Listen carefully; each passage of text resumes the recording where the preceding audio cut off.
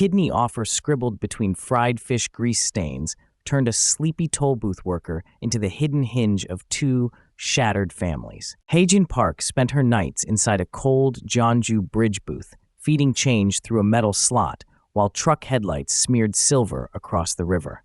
By dawn, her shoulders ached, her thermos was empty, and her paycheck was already divided into rent, rice, and her brother's old debts.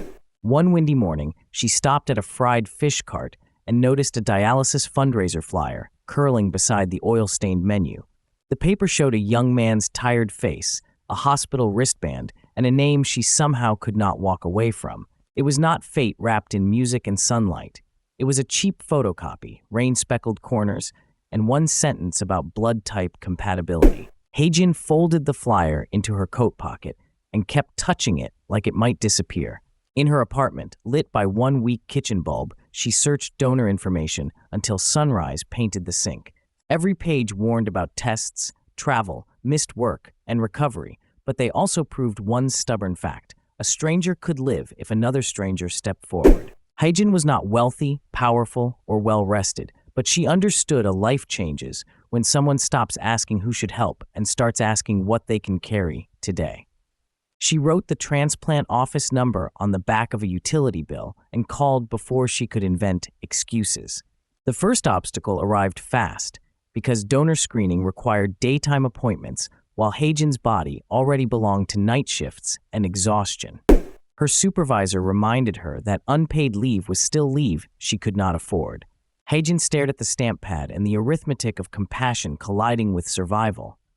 She did not win by feeling brave. She won by turning a giant, impossible act into a stack of ugly, practical steps. She swapped shifts, slept in 2-hour blocks, packed clinic snacks from leftovers, and mapped every bus transfer on receipt paper. When the first test date finally landed, she walked into the hospital wearing cheap sneakers and a coat that still smelled faintly like toll booth heater dust. Vials of blood lined up on a tray like tiny red promises, each one carrying more certainty than the fear buzzing in her chest. Then her brother found the flyer tucked beneath a rice bowl and exploded. He was already sour from years of failure, and now he saw scammers, manipulation, and another chance for his sister to be used. Haejin almost folded because criticism from family lands like furniture dropped down a stairwell. Instead of shouting back, she printed the donor evaluation process, highlighted every safeguard, listed each doctor, and laid the pages flat beside his untouched barley tea. She did not argue with heat. She answered with details, dates, risks, and facts sturdy enough to stand after anger burned out. Her brother still muttered that she was naive, but his certainty cracked when he saw how much homework sacrifice actually required. Then the transplant center called with another blow, because the full donor evaluation had to happen in Seoul. Train fare, lodging, meals, and lost shifts stacked up in her notebook until the total looked less like numbers and more like a slammed gate. Haejin sat at her table, thumb pressed into a calculator, while evening shadows stretched across the floorboards like thin, dark water. She could have stopped there and still been considered kind, which is exactly where many worthy intentions quietly die. But while walking past a taxi repair alley after work, she noticed torn vinyl seats and strips of reflective fabric piled beside trash bags. That useless glittering scrap gave her a crooked idea. Haejin knew basic stitching from watching her mother alter festival clothes, and she still kept leftover hanbok silk from a chest nobody opened much anymore. Night after night, after collecting tolls until her feet felt hollow, she spread silver reflective strips and bright silk across the floor. Her fingers pushed needles through fabric the color of persimmons, deep jade, and moonlit lavender, turning leftovers into fitted taxi seat covers that gleamed under headlights. She pitched them to drivers at dawn near the terminal, explaining that the reflective trim looked cleaner at night and made forgotten back seats easier to spot. Some men waved her away, some laughed, and some came back after one rainstorm because the covers dried faster and looked surprisingly elegant. Bit by bit, crumpled bills collected inside a tea tin on her shelf, each sale proving resourcefulness can be louder than self-pity. By the time her evaluation trip arrived, Haejin had enough for the train, one tiny room, and convenience store meals that tasted like fatigue and determination. Seoul greeted her with winter wind knifing between buildings as she hurried from imaging rooms to consultation desks, clutching a folder to her chest. The tests were not cinematic. They were long hallways, paper gowns, consent forms, and too much time alone with her own heartbeat. One physician asked if she understood that donation might leave a scar, permanent fatigue during recovery, and no guarantee of applause. Haejin looked at the tiled floor and nodded because she had long ago stopped measuring good decisions by how glamorous they sounded. Weeks dragged by after the evaluation, and uncertainty became its own weather, hanging over every toll collected and every bowl washed in silence. Then the call came during a foggy shift, the phone vibrating beside her coin tray as trucks thundered over the bridge. She was a match. She pressed a fist against her mouth, staring at the river while cold glass fogged in front of her breath. The surgery date meant more unpaid leave, more suspicion from her brother, and a recovery she could not fully predict. So she planned her landing before she jumped, filling her freezer with seaweed soup, prepaying utilities, labeling envelopes, and borrowing only what she knew she could repay. On the morning of surgery, hospital lights made everyone look washed clean and strangely fragile.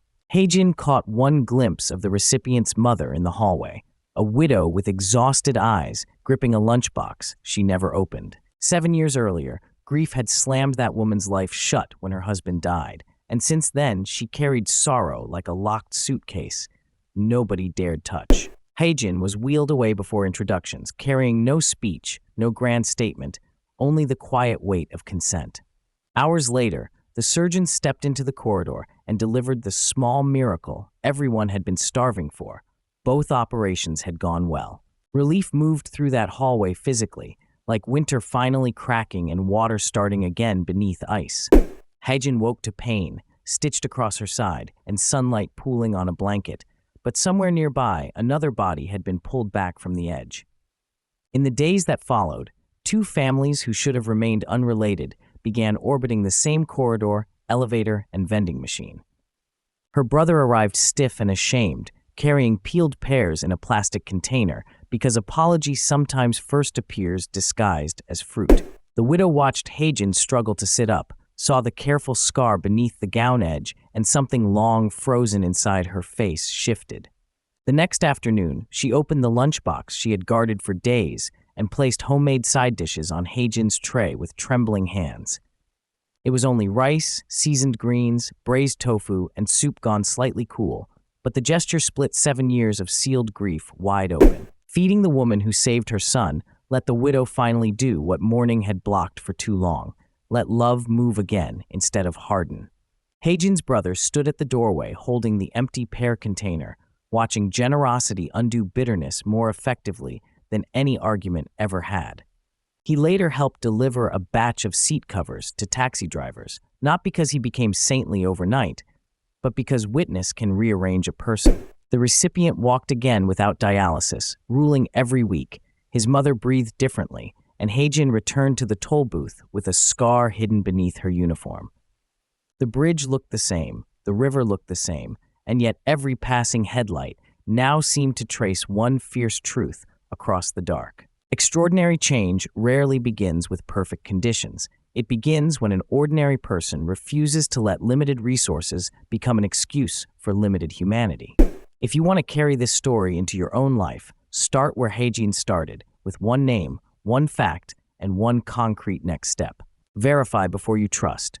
Write details down when emotions run high, and turn giant compassion into scheduled actions your calendar can actually hold. Use what you already have, whether that is skill, time, connections, leftovers, or attention, because overlooked tools often build the strongest bridge.